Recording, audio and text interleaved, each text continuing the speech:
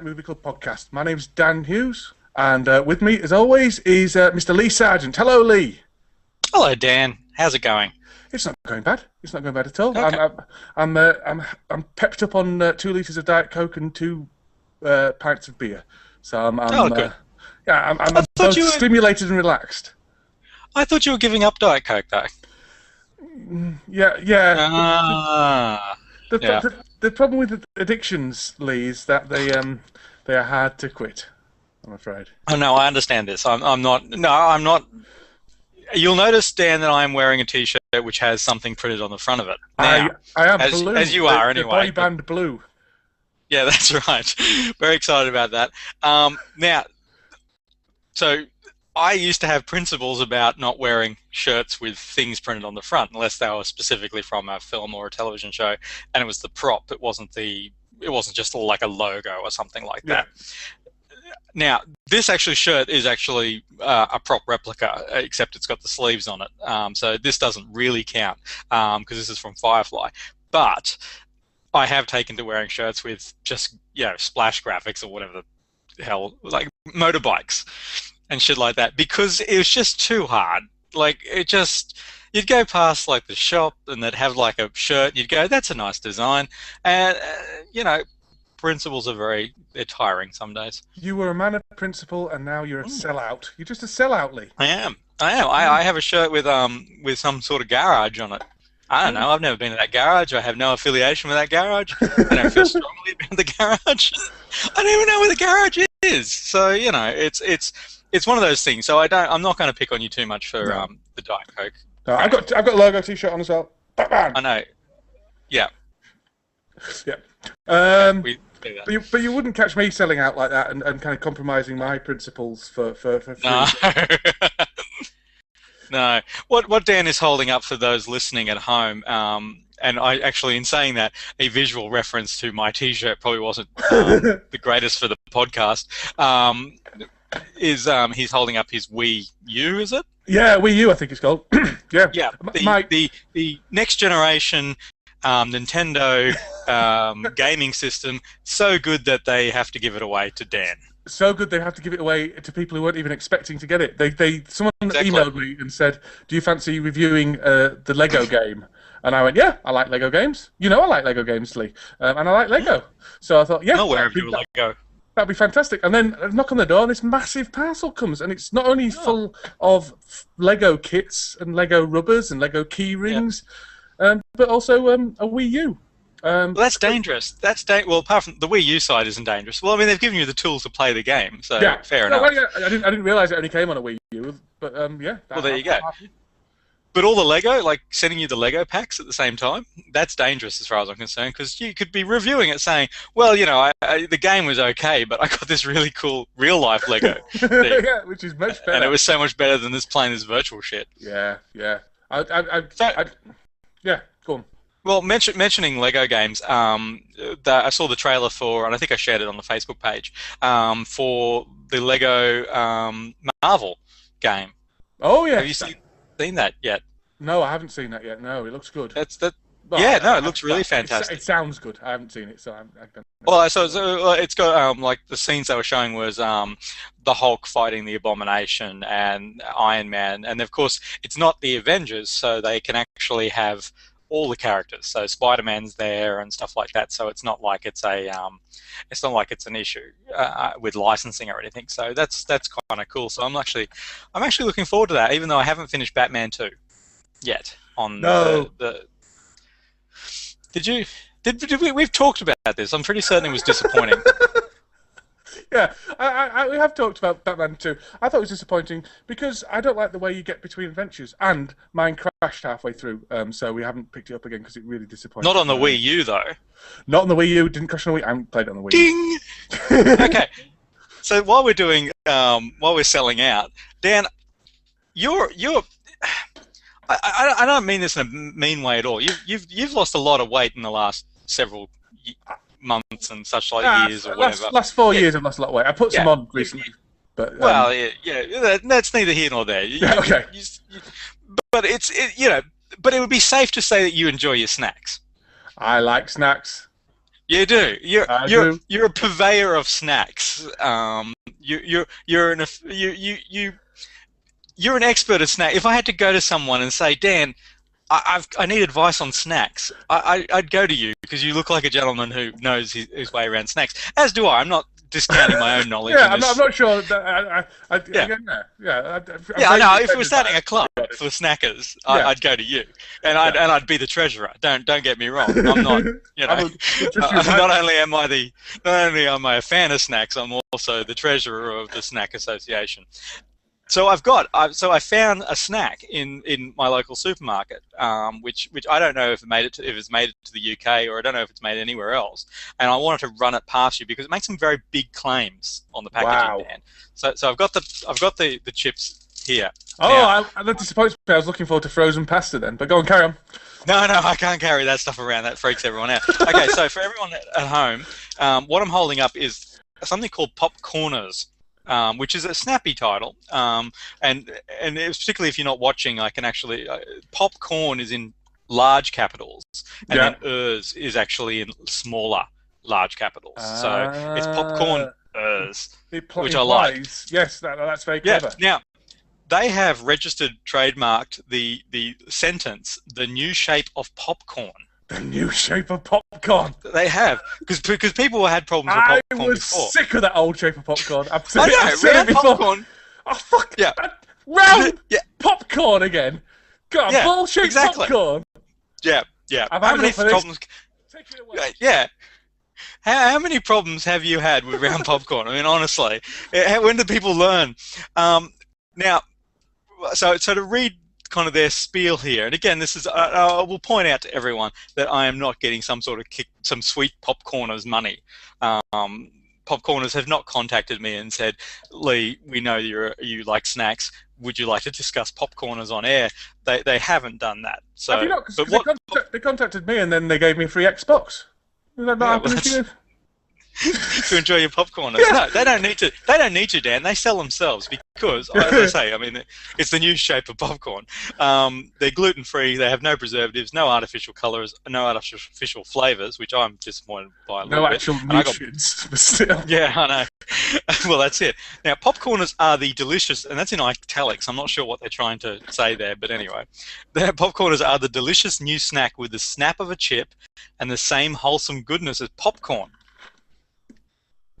Wholesome goodness of popcorn. Well, compared to crisps or chips, as you so delightfully call them, they are better for you, to be honest. I mean, better than lard. They're better than lard. They're not fried. Yes. There's no fat in them. No, that's right. They are. Well, Dan. That brings me to the next sentence. They are italics again, air popped. Finish italics. So I don't know. With real corn, so you can. Now. You don't need to worry about that. Slash. Yes. With real corn, so you can snack smart. I would have put an exclamation point after that, but they've just gone bolded that and then exclamation point. Snack smart. Yeah. Now this is the bit that I really like. Enjoy them alone. They know their target market. Or with your favorite dips. That's no way to talk about your wife. That's true. It's not nice at all. Now I've saved a couple. Now I've already sampled them. I'm going to say I've saved a couple. It took because snacks. It's very hard. That's pretty impressively. I'm impressed already. There's not many left. I can tell you that now. But I try to keep a full one so that I can show you what they look like, Dan, because I want your opinion. Now this is what they actually look like. So for everyone at home, they basically look like a Dorito. Yeah, Dorito. Yeah, and they basically, and what they taste like is it's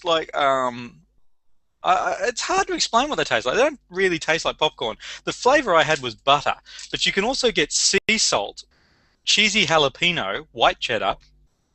White cheddar, as far as I'm concerned, is cheddar you've left out too long and it starts moulding up.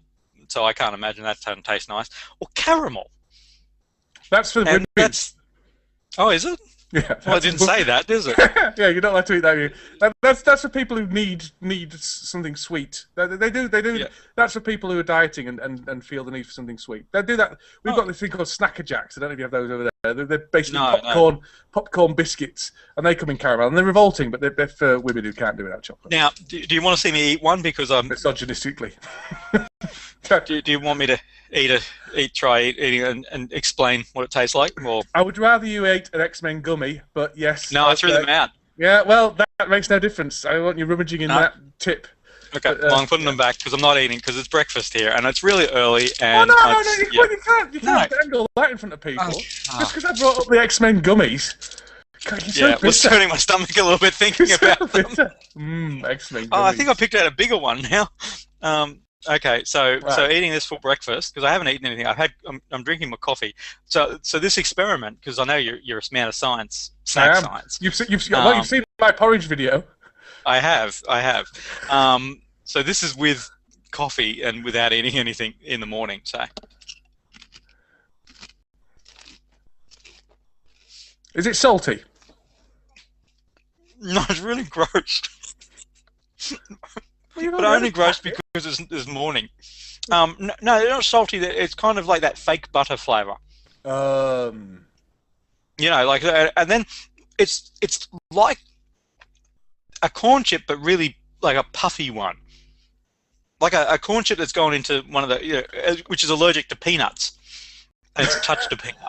And that's what it's like. It's puffed up, and you can taste the. I think you can taste. Because it's corn, and then you've got corn chips, and that's popcorn. So what they've done there is they've kind of... same stuff, isn't it? But they just squished it down. They've broken my brain. That's what they've done. They've kind of told me that I'm... Incredible. This is what they've done is... podcasting. I know. God knows what it sounds like. Emmy's in this. Yeah, legally things. Legally weird things as long as they label snack on it. Well, yeah, and you won't eat the things I wanted to eat, like X-Men gummies, but still. No. Well, I used to... You know, one year... Have you ever had chick nuts? The other way was chickpeas, dry roasted, and then the oil that comes out of chickpeas when you dry roast them, and you also mix that with salt, is actually pretty much the nectar of the gods. Will give you a heart attack, and they're like, you know, because it's just basically salt and oil coming out of these chickpeas. But the problem is the chickpeas actually harden to a point where the only person in the universe that could eat these effectively is Jaws from James Bond, not the shark, because I mean the shark could probably eat them if he wanted to. He probably swallowed them whole. He doesn't have any hands, so he couldn't get them out of the packet. He's got no chewing mechanism. They're all pointy. They're all canines. He's like hom, and he didn't even. He went, was that a chick nut? Was it a popcorner that I had? I don't know what happened. But Jaws, who has the metal teeth. Yeah. So normal people just have to keep them in their mouth and suck on them for 3 days until they soften enough to. Normal people would. I went, that's a challenge, isn't it? My teeth are stronger than that. Apparently they weren't. That was several years ago, and yeah, fractured like teeth all over the place. Yeah, they're really. And maybe I should have sued them. Then, of course, they would have said, have you been taking care of your teeth and going to the dentist regularly? And I would have gone, not really. No, you know. And do you use your teeth to open bottles? And, yeah, you know. And, why wouldn't you? No, that's what they're there for. Exactly. That's why you evolved your teeth out. So, so that's Lee and Dan on snacks for the week. It is. There's a couple of people in our watching us. I just want to say hello to I am and Lee B. I don't even know who Lee B is. Who's Lee B? I'm glad Lee B has actually identified himself as the secondary Lee. Oh, I see. Yeah, yeah. You see what I've done there? Yeah, I've taken his name and probably his initial. Kind of humiliated him with it. But it's good. I just like to point out on the left-hand side of the Google thingy thing, there's a thing called chat, and you can make comments if you wish to distract us and abuse us on that. There's I am. You see, he said there's a chat. Hooray! Now I'm just going to read that. That's good. That's a stunning first chat. Entry. I hope there's just a stream of people down the side just going, "Hey, there's a chat thing here," and then that's it. Never say another word. That's it. Yeah, that's good. So we are muting you when you come in because last time there were problems. There were problems. They were disruptive. Well, there was reports from the bank though, which was nice. Yes. Which I was surprised. It was nice to. Colin. Anyway. I want to tell you something else because I'm going to upset you greatly again, Lee. Oh, Um, oh, you know, oh, I strayed from the fold with my Nokia Windows phone. oh! You did, yes. I've just bought a laptop, Lee, and do you know what kind of laptop it is? It's a And Windows 8 laptop. you've been watching Arrow. I have been watching No. Arrow. Yeah, It's you've been true. watching Arrow, and Arrow is brought to us by goddamn Microsoft, and you've been sucked in. You've watched him without his shirt on, doing the thing where he's got the thing, and he like just that to do with the ladders. yeah, one rung on his ladder, All and that you've money, gone. You know what? Could afford a ladder. Yeah, I need Yeah. Windows 8 so I can get a body like that. I thought to myself. Yeah, and you can hack the system like the blonde geek girl does with her Surface.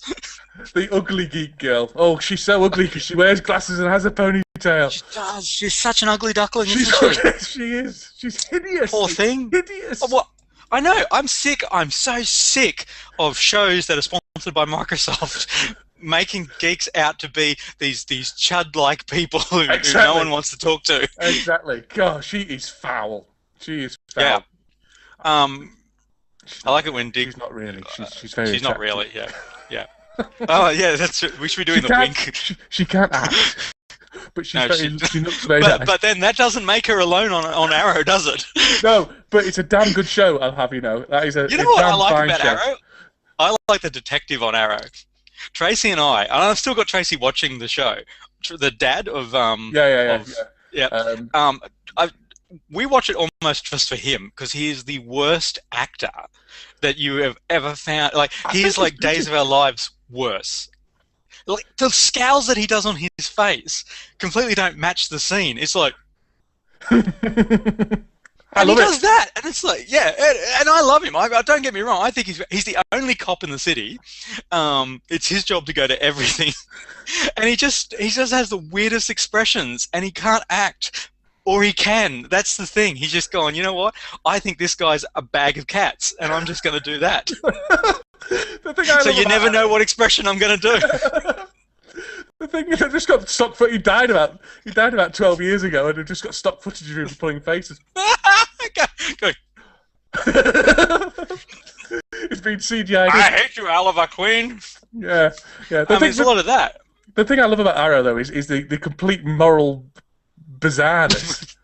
It's like, I will not kill. Shoots about 20 henchmen, but won't kill the bad guy at the end. It's like, well, you've just killed half his henchmen. Why wouldn't you shoot the bad guy, you bloody idiot? There's a lot of problems with the show because the show wants to be Batman.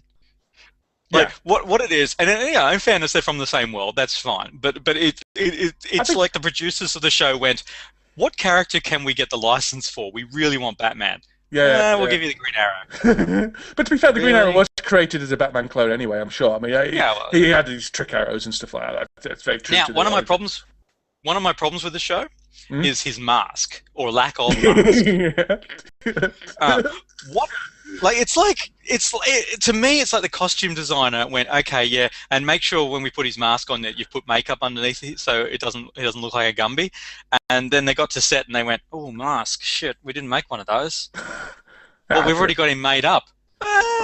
Let's just say that because the complaint always is those domino masks aren't going to hide anyone's identity. That's always the complaint. But they've taken it one step further. A bit of eyeshadow isn't gonna that's bullshit. Like they're trying to set you up for Superman, where he goes, takes the glasses off, and they go, oh my god, who's that? Who's that? But what he's done, he's got eyeshadow, and he's gone, and a hoodie. Basically, he's gone, I've got a hoodie, and that's what he's doing. Yeah. My daughter could do better eyeshadow than that, to be honest. Well, that's the other thing. It's all over the place. Like she did it when she was 5, when she used to put makeup on and stuff like that. Also, he doesn't quite get the secret identity thing. That's the thing, because it's like it just keeps revealing it to people constantly. It's like every single episode, random person will get the reveal of the actual identity, but only because his hood falls back a little bit. I love it though, Lee. And the detective, the one guy who wants the detective, the one guy who wants to work it out, can't.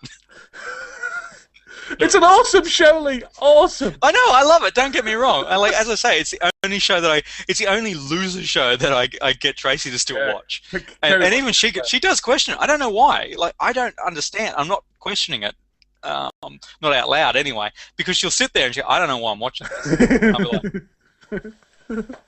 like, because the detective. You really like the detective. Because what's going to happen on the island? The island's very exciting. I don't know. I'm hoping the black smoke monster comes out and attacks him. I like it. I lost joke for everyone. I like the island. Yeah, I like the island too. I like I like the fact that that Wade is Australian. Yeah, was he not Australian in the comics? No, I don't think so. Was he? I don't know. Don't know. I don't know. Yeah, the mascot, that is fun actually. I do like random names coming out. Whenever they say someone's full name, I straight to Wikipedia. Yeah, that's it. Yeah, it's like, oh, this guy, and it's like straight to Wikipedia. That's Deadshot. And you explain. Then I explain to my wife who Deadshot is, and she goes, "Yep, that's right." No, I don't even need Wikipedia. That's such as my DC. I used to I forget. read who's who in DC comics and stuff. I haven't got the Marvel stuff clogging up my brain. You see, it's only I was DC all the way.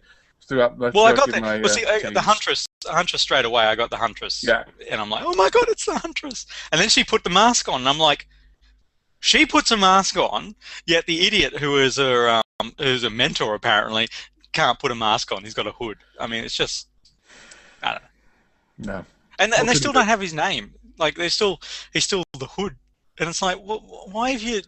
Why didn't you go with a name and stuff? They mentioned it a couple of times. Yeah, I don't know. Maybe that's it's a great show though. Love the show. Oh, it's awesome. What else am I watching out there? What? Oh, Doctor Who is back. Doctor Who's back. I can't be asked. Sorry. You know what? I started talking about this on Facebook. There's a big news about, oh my god, Billy Piper and David Tennant's back for the 50th anniversary. And that's the least they could do. That's really? the least they could do. Well, absolutely, that's the least. That's the absolute least. They really just haven't even tried there. That's not scraping the bottom of the barrel. That's barely prizing the lid off the barrel, in my view. That's like David Tennant showed up anyway because he just assumed they were going to do that. Like they said, oh, we didn't even have time. We didn't even contact you, and he's like, yeah, I just figured you'd be doing at least this. Yeah. You're not. Are you doing anything else? No, we just thought bringing you two back would be enough because all the fangirls and stuff. And why Billy Piper? Look, it's to me, it's like, and I know there's a lot of, I know, it's such a non-event. It's like, oh, by the way, there's,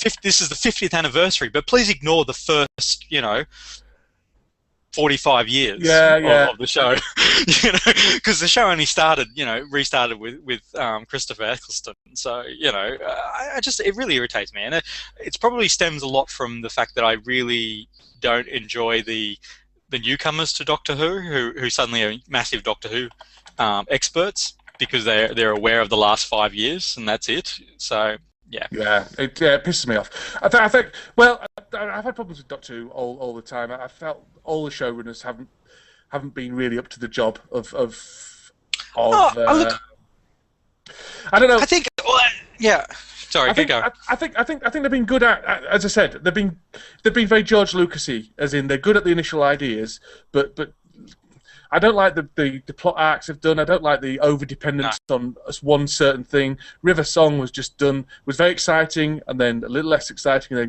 God, can't we just have an episode without fucking River Song in it? Yeah. And and to take a cool character like that to make me happy. Yeah, well, this is it. His companion should be the detective. No, his companion should be the detective. Yeah. You see the Dalek over there? Oh, the Dalek.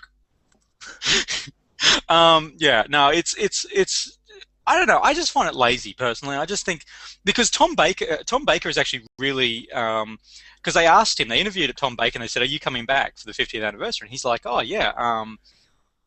What, as Doctor Who? No, I mean I'm obviously a lot older than I used to be, and there's currently a Doctor and stuff like that. So no, I won't be coming back as the Doctor, but I'd be willing to come back if they found a way that they could actually have the current Doctor go into, say, a room in the TARDIS that captures the essence of the old Doctors. And I really suddenly that's really interesting because imagine if he's able to go into a room that actually has the essence of all the old doctors in there, so you Yeah, can see them age and stuff like that, and it's like this is what he would look like today, type of thing, or like the last at Airbender this. thing where the previous. Yes, yeah, exactly. Where you go into a trance and you can actually, Yeah, talk to, and he's done that before because Peter Davison was in the one of the charity ones, and yeah, they did a crossover, and they, and let's face it, no one really minded if Tom Baker was old. No one would go, oh, but he's too old. Everyone was just going, yeah, yay, Tom yeah. Baker. You know. Tom. Well, no, not the current crop of Doctor Who Oh, yeah, fans, because they'd be like, I don't understand who this guy with the scarf is. Whereas, for people like you and I, it's like, that's whenever they do something like that. Oh, and what was the other thing? They've got one of the aliens from, like, one of the aliens that has Fruit Loops stuck on him. That's one of the aliens they're bringing back. And it's like, yeah, I mean, you're throwing as a bone there, basically. And the other thing is, I mean, there's the argument, and I think Morgan, who's joined us in the chat room, is bringing up, that are all the old actors still alive? Well, the thing is, the ones that aren't, I think you can do plenty with CGI. Yeah. I think you can do plenty with fancy editing. Well, Didn't I see William the guy Hartnell? playing. Yeah, well, the guy playing William Hartnell in the documentary, which is currently filming, Is it documentary? Okay, fair enough. Yeah. Yeah, he is spitting image. It's the guy from he was the caretaker in Harry Potter.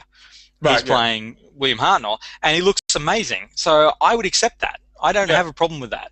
So I think it's really, I think they're doing fans a disservice, and I think it's a bit of arrogance about, well, the new Doctor Who is the best Doctor Who, and it's like, but I grew up with the old Doctor Who, and there's a reason why the old Doctor Who was around, type of thing. So it just seems very odd. I mean, and Sylvester McCoy looks virtually the same as he did back then anyway. I mean, just at least throw him in. Again, who cares? I mean, that's the thing. Even if he didn't, I just, you know what? All these guys have given a certain period of time to Doctor Who. Yeah. And changed their lives for better or for worse, generally for better, I would imagine. So personally, I think they've all added to the legacy of Doctor Who, and they all deserve. Like, there's a very select few who know who know what it's like to have been Doctor Who, and that's the thing. I think it's a shame that they don't acknowledge those guys. I mean, Morgan makes a good point down in the chat. He says he only jumped in on the new series, but I mean, to be fair, that's because he's American. I mean, it's not really fair to be blaming all these new Who fans who aren't. Yeah. Sorry, it wasn't ingrained in the national consciousness. Like, I mean, I presume Australia was similar to UK. I mean, Doctor Who was massive throughout my childhood. Yeah. Oh, look, and don't get me wrong. I'm not I don't have any problem with new fans. I don't have any problem with new fans. I have a problem with new fans who come in and think that they know everything about Doctor Who. Yeah. Although I have a problem with that. Yeah. No. But just growing up, you would remember stuff growing up. You would have. Because I know you're a couple of years older than I am, so you're probably the what? Yeah. Okay. Yeah. You're tail end of John Pertwee. No. So you would have been tail end of John Pertwee. Tail end of Peter Davidson. Really? That's what I remember. Yeah, tail end of Peter Davidson and Sylvester McCoy were Sylvester McCoy is my Doctor. Well, they're the. Oh, really? Well, see, Tom Baker was kind of. But see, the thing is, I was watching from, I guess, maybe when I was 5 or very young. I was older than I was in my teens, I think. Okay. Because my parents didn't watch it. There's a Sylvester point McCoy where was definitely. Well, Sylvester McCoy was definitely. He was definitely my teens one, because I remember having conversations with my friend about who really liked Ace. Yeah, I was in love with Ace. She used to be in a lot of children's programs as well. Did Sophie? Oh, really? Sophie Aldred, I think her name is. Yep. Yeah. So this is the thing. I just think that it's great that there's new life and new blood into the show. But when it comes down to, and I'm not asking for them to every week make reference to the old Doctor Who. I don't have, and I love how the current titles are actually a throwback to all the original titles. I think that's actually really, really great. But my issue is more, it's the 50th anniversary. I don't care. The 50th anniversary should be a double-length episode, and it should be celebration, and it should be a fanboy dream. It should be a fanboy wet dream. It shouldn't be a chance to dramatically, I don't know what they're going to do, but if they start going, oh, the world will never be the same again, the Time Lords are coming back, it shouldn't be that. It should be a celebration of the past and be camp as much as anything else. It should almost be a charity special rather than some kind of. I don't even care if they took it out of continuity. I mean, what is continuity as far as Doctor Who's concerned? I wouldn't even have a problem with that. So it's what else have we been doing? What else have you been doing, Dan? I know you've been board gaming, as you. Board gaming. Oh, here we go. It's a board game about riding the train. Yeah. Yay. Pandemic. Roll a dice and see a weirdo sit next to you. No dice. Oh, you rolled a 5. You have the homeless man urinating himself next to you. Pandemic. You like this one? King of Tokyo, where you play giant monsters attacking Tokyo. It's very good. I'm really into it. Mate. I'm really into it. I don't think they have kings in Tokyo. What? I'm just saying. Well, I don't think so. Oh. So, what's going on? I'm upset because there's no kings in Tokyo. I don't think so. There's Tokyo drifting. Maybe the game should be roll a 5 and you can drift. You can drift. You could be the drift king. Oh man, it's gone all over the place now. It's because I tried to open it to show you a Godzilla figure. Oh, see, I'd be excited about that, though, I will admit. That's what I love about those games. Is like I love the fact that they got little figurines and stuff like that. It's actually just a piece of cardboard. So just to explain to everyone listening, it's just a piece of cardboard, right? It's a piece of cardboard. Just to explain to people listening, Dan's currently holding up a flimsy piece of cardboard with Godzilla printed on it and trying to sell me on one of his board games. It's like Yahtzee. Yahtzee. It's like Yahtzee for people who prefer Godzilla. Cthulhu! Cthulhu! It's just like a hipster paradise, isn't it? It says zombie man. There's no zombies in here, I'll tell you that. There's no zombies. Oh, that's a shame. So you've been playing. Set up a club. I know. I've organised a club. I've made a website for it, obviously, because that's what I do. I make websites. I know. Yeah. You start another blog. Yeah, start another blog. And I've been, interacting with other human beings and stuff. It's fantastic. I highly recommend board gaming. It's everything a geek needs. And it's very popular these days. It's getting massive. Yeah, well, and so it should. I think it is actually I've got very fond memories of playing like Space Marines and stuff like that. Yeah. So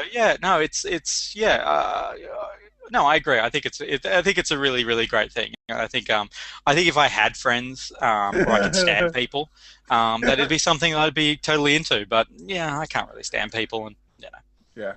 It's a hard Morgan's suggesting I try Mansions of Madness. I think I have tried Mansions of Madness, or something Arkham Horror or something like that. I didn't like it. It was too complicated. I like simple games.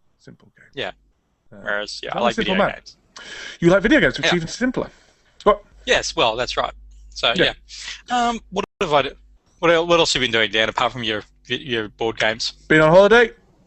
Yeah. Been on holiday. What was that like? It was all right. Very cold. This is the coldest March in the history since time began of weather recording, and we went to a caravan without any heating. It was cold, but it was very nice. It was. Bravo, sir.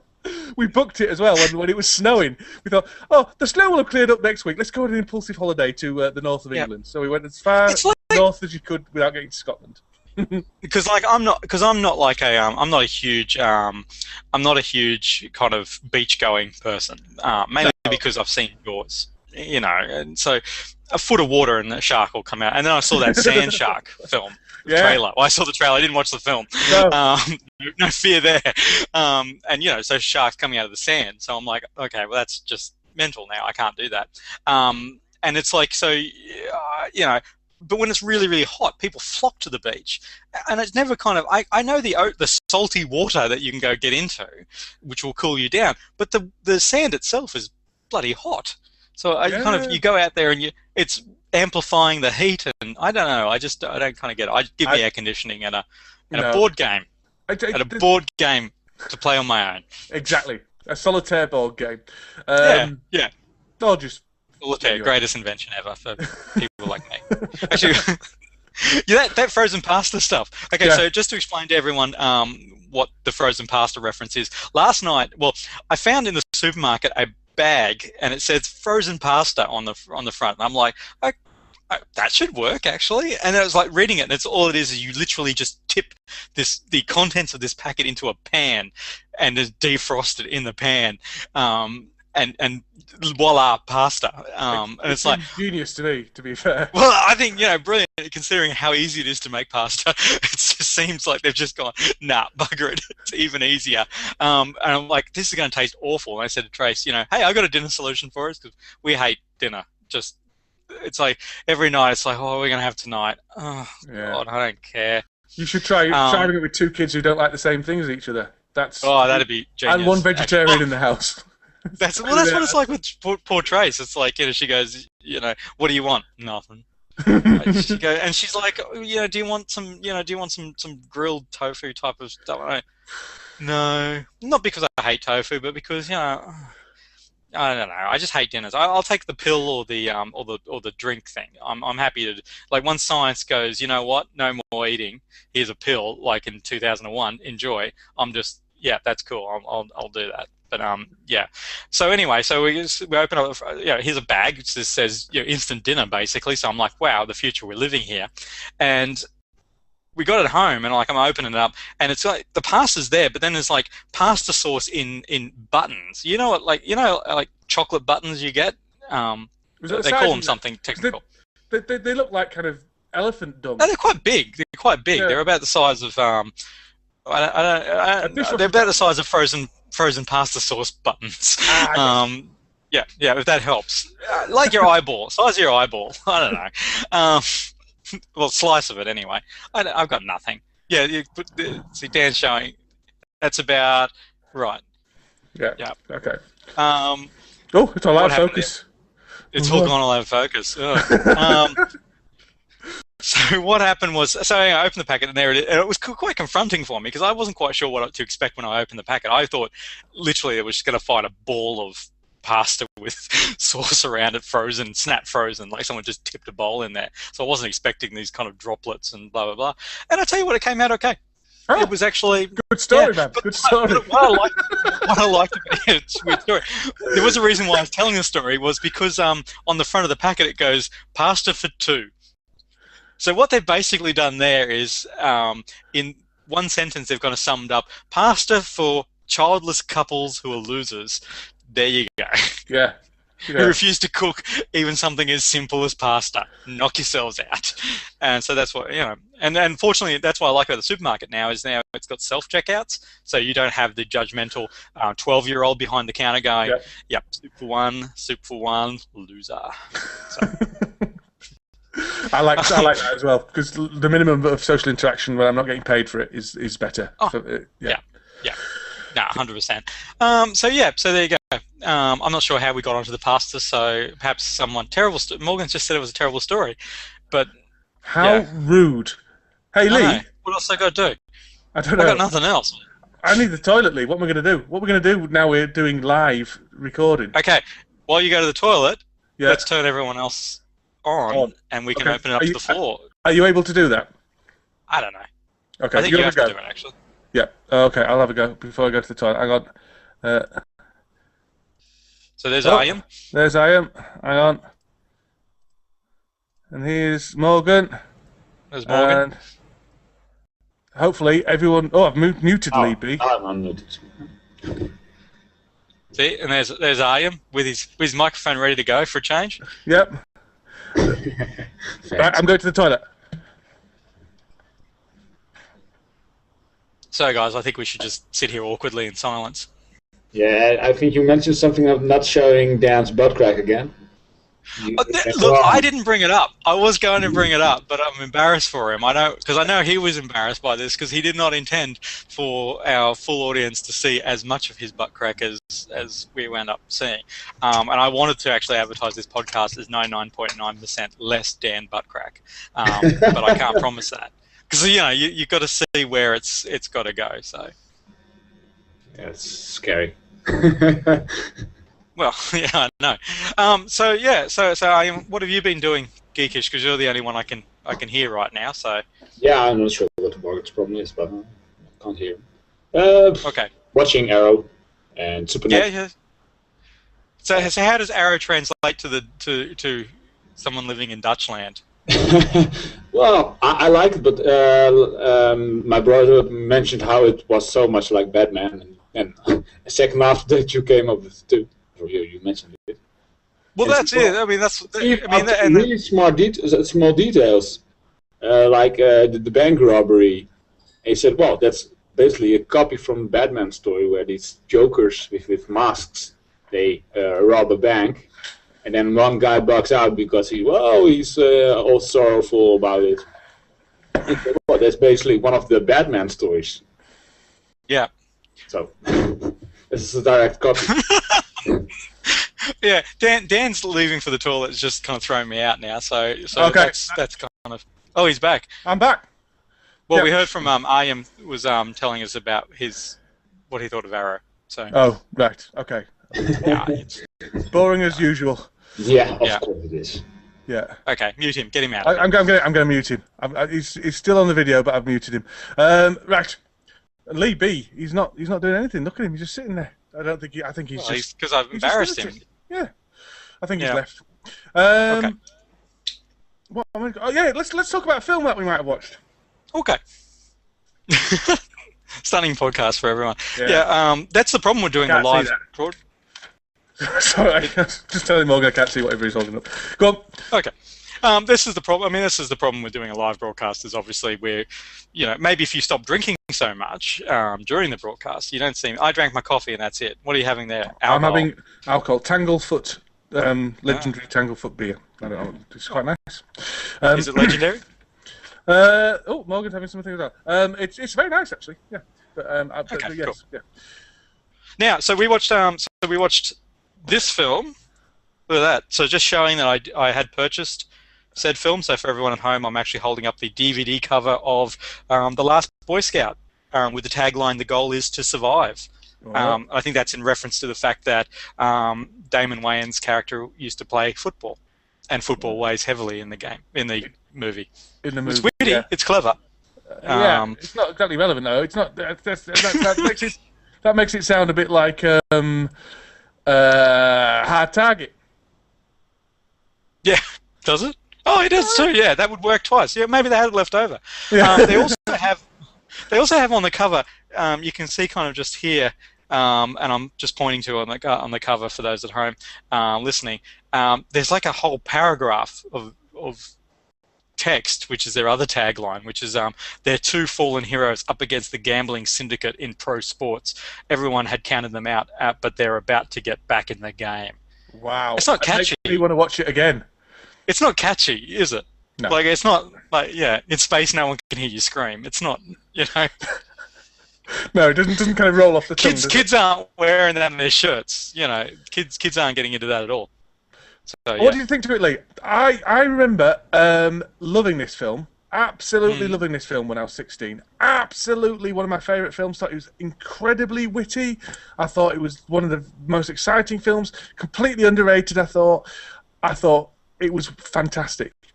I still think it's very good, but I certainly don't think it's as good as it was when I was 16. I think this is a film for 16-year-old boys, Lee, is what I think it is. I think that this film is a time capsule. Yeah. I think this film is very, very tightly rooted in the year that it was brought out, which I guess 1991. There you go. So yeah, I think this is a 1991 film. Yeah. This film would not be released like this today. And as far as to me, this film is actually an encapsulation of all the films during that period. That action films. I think this is one of the best examples. This is a frozen core example of action films from the early 90s. They all had a certain film quality to them. They used certain filters, stuff like that. And I think this film is actually a beautiful example of that as an historical piece. I think as an entertaining film, I don't think it holds up.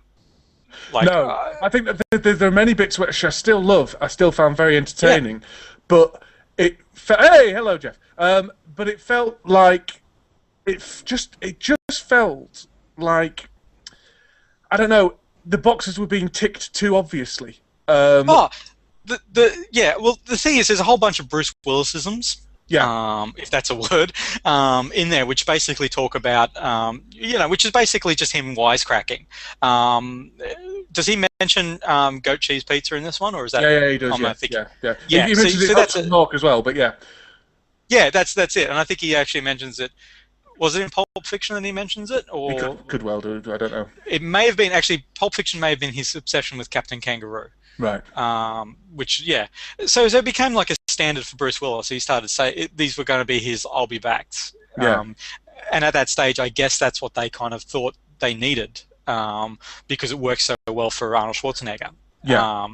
But yeah, it doesn't work so well. No, although Bruce Willis is awesome in this film, it must be said. Yeah. I mean, Bruce Willis's action hero is interesting because unlike all the other action heroes, his action hero is kind of tough vulnerability, isn't it? Yeah. He always has to be bleeding at the end. He's always dragging a bad leg at the end. He's always Die Hard. He's always John McClane. At least in the best films he's in. He's never the invincible guy. I was going to say, except in the latest Die Hard films. Well, yeah. Which is ironic. Yeah, but you know what I mean. Yeah, and that wisecracking and the world weary, but the solid core. Well, this is the essence of Bruce Willis. You say world weary, but I mean, in this film, he's not just world weary. It's like the world is completely, as he's been rolled hard and put away wet. Yes, which was one of the lines which confused me greatly as a young man, going, I don't know what the hell they're talking about, and then I worked it out and went, it's just gross. You're gross. It's an interesting film in that, if you took the one-liners out of the film, there'd be no script. Yeah, absolutely no script. And some of the one-liners are crowed bad in with a massive mallet. Yeah. Oh, yeah.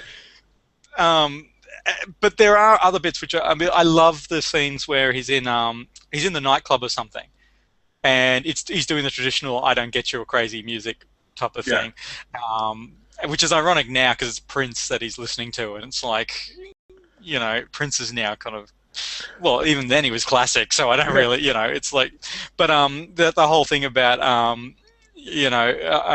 have you screaming, and he goes, yeah, the screaming I believe, and stuff like that, and when later on when Milo's torturing him, or about to torture him or something, he goes, I want to hear you scream, and it's like, play some rap music.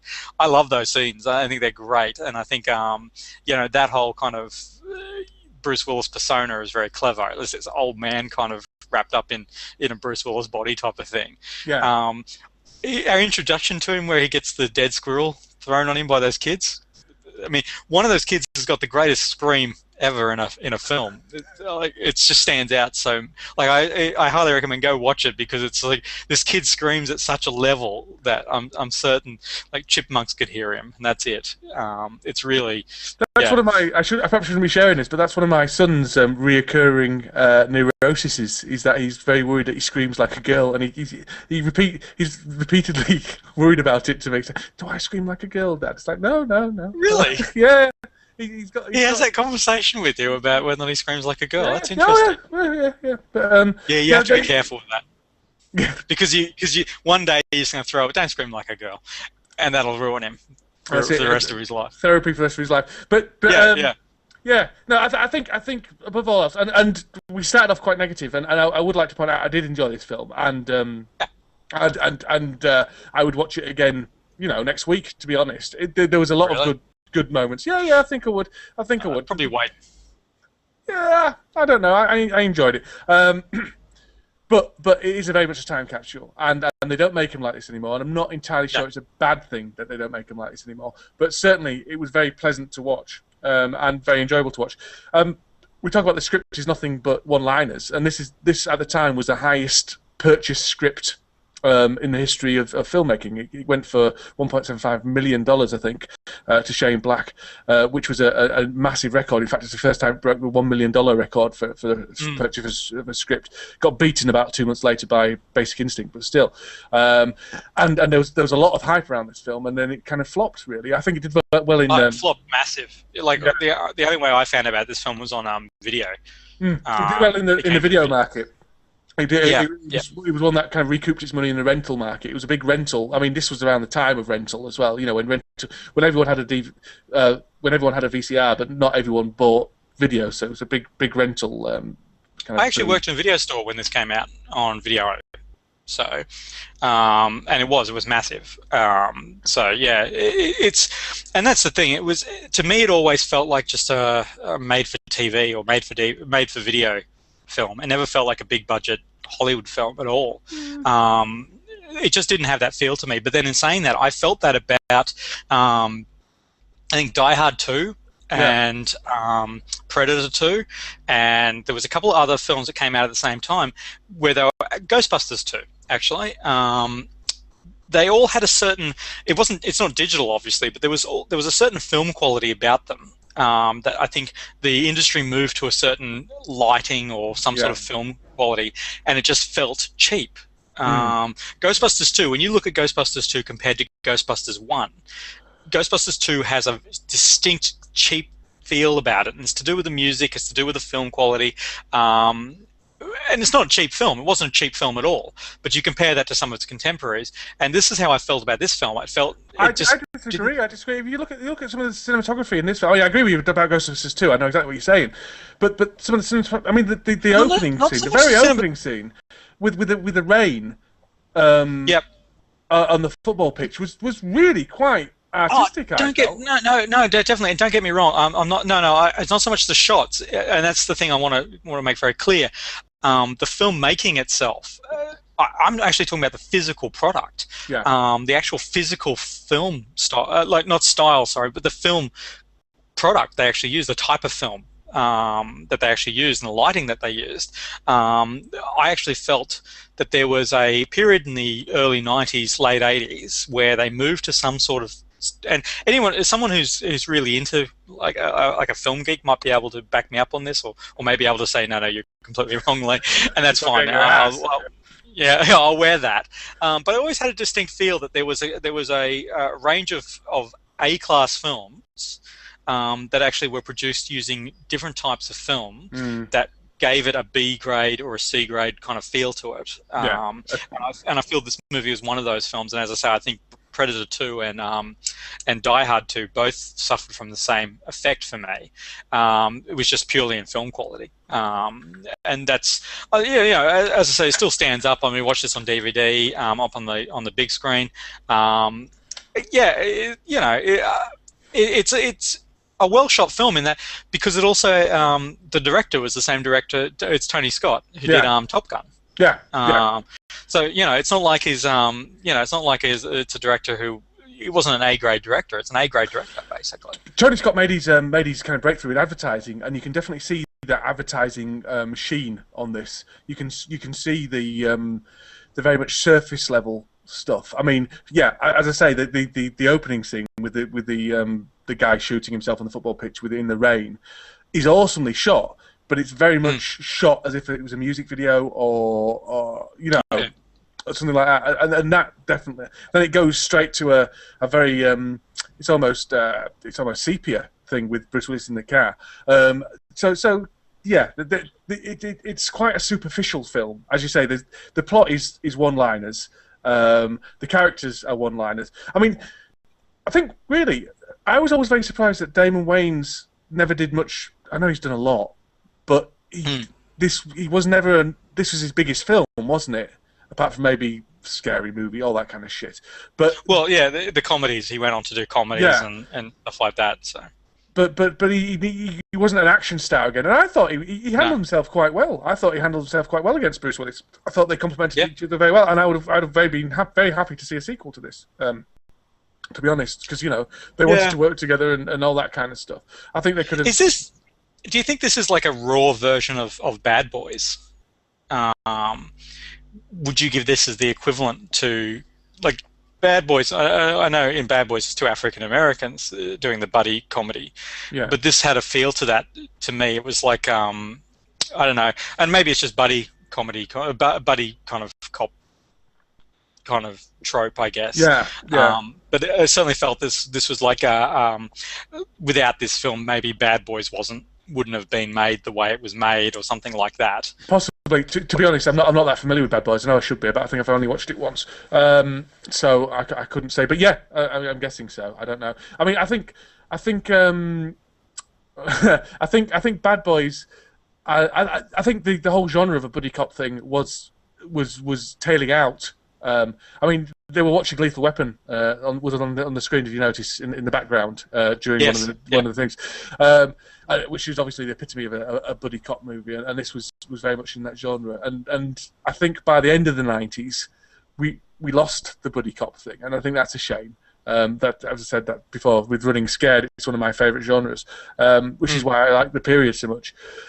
Well, but ironically, I think Die Hard 3 recaptured that. Yeah, he did, didn't it? Yeah, he did. Yeah, which is why I say ironically, because it's Bruce Willis type of thing, and almost following the same kind of cultures clashing. Although this wasn't so much I don't think there was anything that made out of the fact that that he was African American. There was no kind of race card played at any stage, so which was interesting in itself. They never kind of bring that up at all. No. Also, there's a very young what's her name? Halle Berry playing the stripper. Oh. Yeah. So it's like, oh wow, she's like so young in this film. So that was kind of mentioning young, the daughter in this film. Oh my God! Like, surely that is a poster child for parents to kind of watch and go, "Sweet God, I hope my child doesn't turn out like that." But I liked it for that. You see, I liked it for that. Yeah. I think the daughter was very well done. I think the swearing, foul-mouthed daughter was really good. It reminded me in many ways of Hit Girl. In that, I was thinking, what parent would let their daughter be in a film like this? Because that's what I always think with Kick-Ass. I always think, I'm not really sure I'd allow but I mean, these parents are just fixated on fame and money, aren't they? It's nothing to do with the appropriateness of the film they're in. But well, you think about horror films. I mean, exactly. Like Linda Blair and stuff like that. Yeah, you go, oh gosh. I mean, apparently sometimes they're protected, aren't they? But with things like this, I mean, she had to say those words, and whatever. I think she was really good, and I liked the way she had braces, and I liked the hard-assedness of her, but the vulnerability of her as well. And I thought that kind of very much reflected her father, and I liked it. I liked her, and again, it was another good kind of example of his life is shit type thing, isn't it? Doesn't have the respect of his daughter, and then it all coming together. It was I very much liked her, although if my daughter turns out like that when she's 13, I'm gonna be taking a hard look at my she's just cringy skills. Yeah. She's just very, very cringy type of thing. I mean, this is the other thing. Yeah. No, don't get me wrong. Although Furry Tom, I could probably do without Furry Tom. That was a bit of a stretch. And Milo, what an extraordinarily creepy villain. I liked him very much when we saw him again in Skyfall. I thought he was very good in Skyfall as well. So that's good. Yeah. Yep. But it was a good film. But as you say, very much of its time, I think. I think so, and I think at the time too, films were going through that ultra swearing stage too, where because I remember Predator 2 and Die Hard 2. I remember watching them at home, and my mum who was, she was pretty open-minded as far as films that we'd watch type of thing. So she never kind of really, but even she kind of raised an eyebrow and went, "Geez, are they swearing enough in that film?" type of thing. I was like, "Yeah, I know." I love Predator. Yeah, well, don't get me wrong, Predator 2 is great, and so is Die Hard 2 in fairness to what it is. But it was a matter of they just swear a lot, and so to a point where you start to notice it and go, "Oh man, wow." There was 103 fucks in this film. I have no doubt, because this is the thing. This is an epitome of that kind of. And also, I mean, there was the jokes that Bruce Willis is telling type of thing through them. It was like they were like a wonderful kind of, ask me how fat your wife was and stuff like that. Yeah. It's those type of jokes really kind of worked really well. But again, they really, worst hitman in the world type of thing. He's there to execute this guy, and yet yeah, he's distracted by these jokes. So, you know, he should just Yeah. gone and seen a comedy show afterwards. I heard a very very interesting stat, which is I've just got very distracted. I can't find it. Yeah. But apparently in the film The Commitments, there's a fuck every 20 seconds. or something like that. It could be a minute. I don't know. But yeah. Anyway, that's. I think I've heard that. I think I've heard that before about The Commitments, actually. So Yeah. But this would have been challenging the crown. I would have thought. Well, yeah. And less appropriately so because The Commitments, that was true to the verbal tics of that particular culture. So yeah. Cool. So I guess what we do is we'll go to scores. Yeah. Unless you have anything else. Not really. It feels like we've given it short shift, really. But did anyone in the chat room want to say anything about the film? I know Morgan mentioned that Bruce Willis dances a jig at the end. So yeah, I like that. Yeah. That's my I don't know. It just I don't hate it. No, it was all set up, wasn't it? It was all set up and punchline. That's the entire film was set up, punchline, one-liner, set up, punchline. It all was very predictable. It was all very surface. It was all very violent. It was a very violent film. Yeah. This is a very kind of just popcorn film, and almost its definition. I still think. Yeah, well, I still think it's a story. As I say, when Trace and I were watching it, and she sat through the entire thing because she'd never seen it actually. So, kind of sitting through it, she would say, "Oh, that's ridiculous," and I'd say, "Yeah, but you've got to remember when it was brought out. This is the early '90s. This is what this film is, and that's what it is. It's an early '90s film. It's a beautiful example of early '90s film. If you were doing a study in eras of film, then this one epitomizes action films at the beginning of the '90s, and I think it's a perfect example of that. Probably a much better example than some of the better known or more successful films, because this one ticks all the tropes. Oh, it does. It does. Yeah, it's the anti-hero. I mean, he sits in the car and says, "You're going to lose. No one likes you." It's like reinforcing that kind of out loud, rather than showing us. It just actually does so. Yeah. Okay, so should we go to scores then? What are you going to give it, Lee? Yes. I'm going to give it a 7. I would, unlike yourself, I wouldn't watch it again next week. And I think this bad boy here is probably going to make it to eBay, where I will get $3 for it, and it won't be worth the postage. But anyway, I liked it. I liked it for what it was, and that's the thing. I liked it as a historical slice. I can't say that I I mean, I remember from my childhood, loved it as a kid, in my teens. So it was nice kind of watching it for that. It was nice watching it when my wife hadn't seen it, so she got to see with fresh eyes, which was nice. But yeah, it's certainly not. I don't think it doesn't sit in one of the films that I'd play in the background a lot. Oh, I think it certainly sits in my films I play in the background because it doesn't matter when you come in, because you're going to get exactly what the film is throughout it. If that makes any sense. It's consistent. Yeah, it does. Yeah, it's consistent all the way through. You're going to get a couple of one-liners. You're going to get a bit of violence. You're going to get a self-depreciating Bruce Willis and a smart-ass, whatever his name is, Damon Wayans. So I would definitely have this on the background while I was doing the washing up. I think that it's perfect for that. In actual fact, it's so shallow. It's absolutely perfect for that. I'm going for a 7 though as well. It's perfect for that. Now I feel like I should have given it less. It's perfect for that, but it's not the film I remember. The film I remember was awesome, and this wasn't awesome. This was just okay. But 7's a good score. So yeah, 7. Is this the level of Hard Target, do you think? I don't remember what we scored Hard Target, but this almost falls in the same realm for me. Like Hard Target, I enjoyed it at the time, but I wouldn't watch it the day after. Hard Target had more camp value, I would say. Really? No, actually, I give this a lot of camp value for the one-liners. Yeah. And Morgan is asking in the chat room whether or not Hard Target was the snake puncher. Indeed, it was. Indeed, and if you haven't listened to that episode, I would advise you to, because I think that was one of our finest hours. Was our Hard Yeah. Target review. We had a great time during Hard Target, and that's the thing.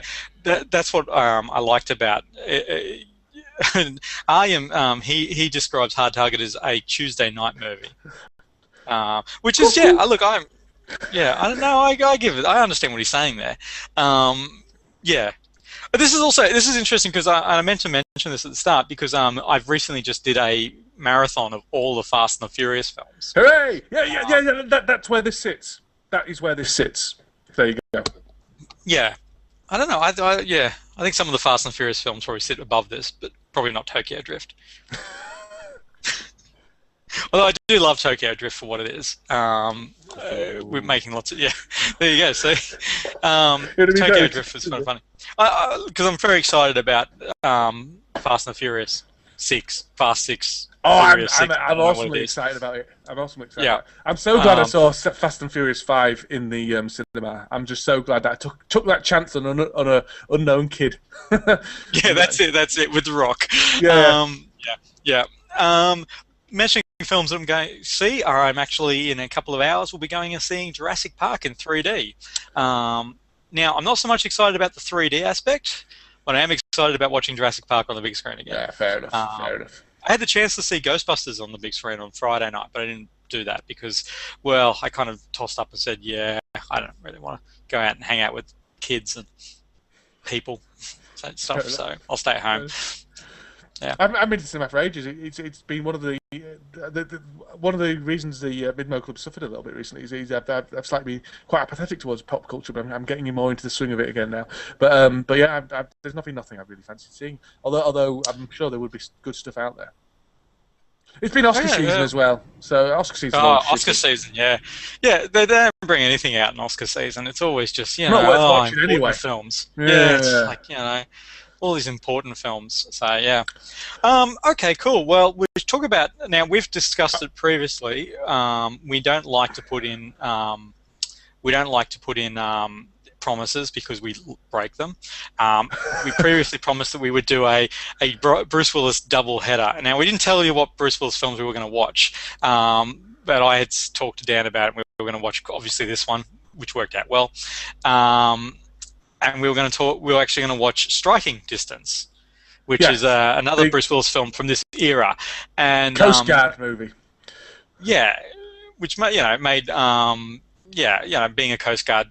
But it didn't make much of a splash. We're not going to watch Striking. No, can't be asked. I've seen it recently anyway, and it's not that good. There you go. There's a review. It's all right. It's all right. It's got Bruce Willis in it. It's all right.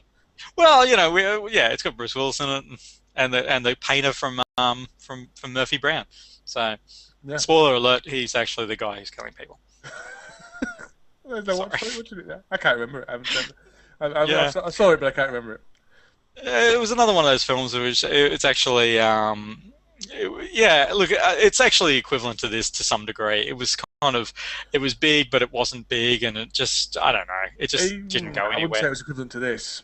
This I would have said so. More originality to it, I would say, in that the swearing and the extreme blackness and. No, Striking Distance was quite an original. To be honest, Striking Distance, as far as the plot was concerned, was interesting. Was it? It wasn't too bad. I mean, it was trying to work in because he's actually a he's a cop on the water type of thing. How do you twist that? But it was okay. But it just, again, I think that it probably sits in a time and place, and we just, having visited this one, I just didn't feel like going down to Striking Distance land. So the alternative suggestion, and Dan, you've got to make a decision between the two, is Predator or Predator 2. I don't mind which one. I wouldn't promise both because we just wouldn't do it, but one of the Predators. Which one would you like to watch? I very much enjoy Predator 2. In fact, there's a difference of opinion in the comments. The chat room. I'm going to go for Predator 1 because, do you know what? I haven't seen Predator 1 as much as I've seen Predator 2, bizarrely enough. Yeah, no, that's true. And I really do enjoy Predator 2, and I've often, yes, you win, Jeff. I've often said that I think Predator 2 is a better film than Predator 1. But Ooh, that's controversial. yeah, it's And it's controversial. got Gary Busey in it, so fair It has enough. got Gary Busey and Danny Glover and some other people. But I'm not entirely sure that's based in anything other than me just saying it in order to piss people off. So I will watch Predator 1. Ooh, I'll so be we're watching back. Predator 1. Yep. He'll be back. That's And we good might- because I we haven't might- seen we Predator might- 1 for a long time. No, I haven't either. I haven't seen. Do you know what I've never seen all the way through? I've only seen the first 20 minutes. It's Commando with Arnold Schwarzenegger. That's one of the. That's one of the Arnie films that I've never seen. So we could perhaps do that later on at some point, but it's not. Yeah. Well, I thought what we'll probably do now is we're going to try and do some top tier 80s trash. So yeah, Predators and. And we're going to do it next week. We're going to do it next week, people. 1 week turnaround. That's all. Yeah, apparently. Yeah. Let's see if I can be asked watching the film. That's what's Yeah, held us up in the past. I worry. I worry about us telling people that we'll be back next week. No, next week. Next week. That's what we're doing. Yeah. Yeah. Okay. Cool. Well, thanks very much for everyone who joined us in the chat room. That's really cool. I think Dan possibly gets a little bit too distracted when podcasting, but anyway. What? Yeah, you do. But, and I wasn't going to mention it, but we mentioned it while you were out of the room. This podcast was 99% less butt crack than last podcast, so certainly an improvement over last week. God, I thought he was going to get up and I was tempted. I was tempted. Yeah, well, I know you were embarrassed last time, so I wasn't going to bring it up, but then, what are we going to do? We talked about it when you weren't here. So join us next week, possibly. We're really surprised by this. Oh dear, Aryan's whistling him. Yes. Obviously, the endings of our podcast are the weakest. So let's not finish on butt crack. So join us next week where we'll be watching Predator. And thank you to everyone who joined us in the room. There's a lot of fun again. I think this is probably working out. I don't think I get distracted by the comments. I think that's a very You rude thing to say. I just get bored of listening to you, and I can't start looking through the paper because I've got a camera on me. That's all. Look, how do you think I feel? I usually draw when I'm sitting there talking to you, and I can't do it right now because and then I have to clean my room behind me, and don't think I don't see you advertising the fact you have a family on the wall and shit. Yeah, but if you notice that look at you presenting the home. Look how homely it is. Happy family. Yeah. There's no picture there that's kind of younger than 3 years old, and my third child is not represented at all. Yeah. But if anyone is in the Huddersfield area and wants to play board games, then check out huddersfieldgamers.com. Or if anyone's interested in board game reviews, check out huddersfieldgamers.com. My new blog all about board games. Yes, you can do that. Please do that. Well, I'm sure we'll have links in the website or on the Facebook page. But also, Dan, you were going to quickly read one of the. I was going to read it, but iTunes is really playing up. I tried to change countries like I usually do, and it won't let me at all, which I hope isn't going to be a permanent thing. But I do remember what it was. It was a chap called Pep Streebeck, and the reason I remember why that was his name. Do you remember who Pep Streebeck is, Lee? Yes. It's Tom Hanks's alter ego in Dragnet. He left us a very nice review over on English iTunes, which is the only one I can get access to at the moment. So if you've left us nice ones elsewhere, then I apologise, I can't read it. But he basically said that he doesn't comprehend how we are much more popular. I'm not sure if that's a backhanded comment or not, but still, as we're hilarious and intelligent and lots of nice things, he said, and I thought that gave me a nice warm feeling inside. So thanks a lot for that, Pep. I appreciate it. Did you want to do a regular failure of a thing and look at the Facebook people? Look at the Facebook. There's only a couple of new people over on Facebook. I haven't got anything open because I've been trying not to get distracted during the podcast. Yeah, that's basically it. Yeah. Well, you see, leave this page. Yes. The other thing I wanted to say is my friend Rich Bassender, who is a past contributor to the Mid-Mike Movie Club. He did a top 5 fantasy sword and sorcery films segment for us. He's got his own podcast now called Wit Perception, I think. And we'll link to that maybe in the show notes if it can be asked as well. So, Cool. So that's that. We have some new likes. We have Chris Guy, who there's very little information about him, other than he studied at Methodist College in Belfast, Ireland. And looking at these, I don't know which one of the three gentlemen he is. Yeah, he has at least 2 friends. He doesn't look like he's a Methodist to me. I don't know about you, Lee. He looks like he's some form of alcoholic. I don't know. Well, he looks like he's having a great time, so I instantly dislike him. Yeah, exactly. What a bastard. And is that it for the new? No, there's Richard Oxyman. Okay. And he looks a little bit like Flint off Jaws. So there you go. You reckon? That's a mighty mustache he has. Does Flint have a mustache? I don't know, but he's got a sailor's outfit on as well, sort of. Har, Jim lad. And he asked us a question. Because I remember him asking us a question, and we never really answered. Please tell us. Let's have a look at it. Okay. It's on our messages that we should look at. Yeah, no, I understand. I'm familiar with the system. Please tell us, if you can, what year and model the Cadillac is in the movie The Warriors, the Rogue's car. Thanks. Well, Richard, it's a 1928 Ford Cadillac. There you go.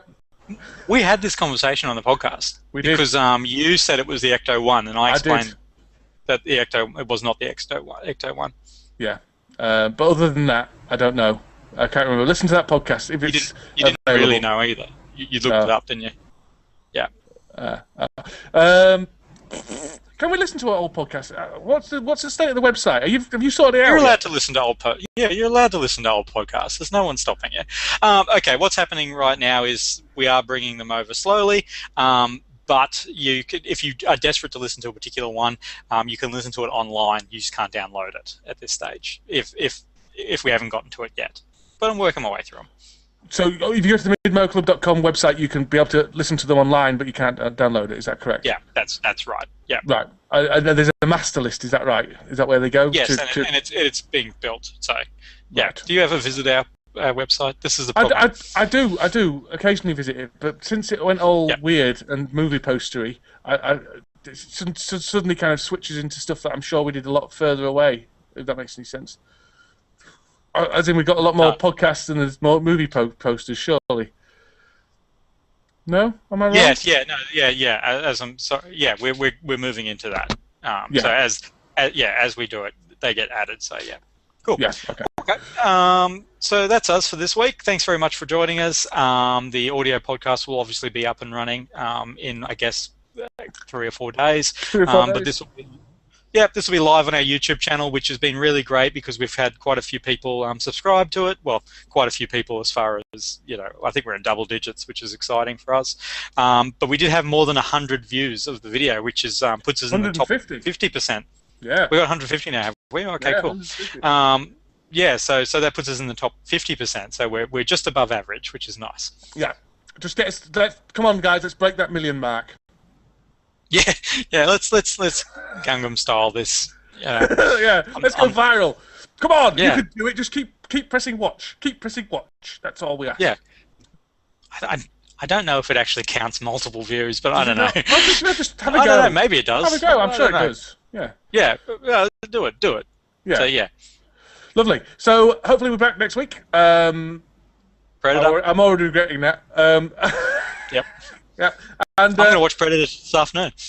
Well, as soon as I get home from Jurassic Park. Well, you're all right. You've got a family. I've got family to do stuff with. And shit. Closed doors. Oh, you don't have doors, so. No, it's true. Loves to your mothers, and that's all we've got. Okay. Is that what we're saying now? Yeah, that's my new catchphrase. Love to your mothers. Okay. Yeah, okay. Right. See you later. Goodbye.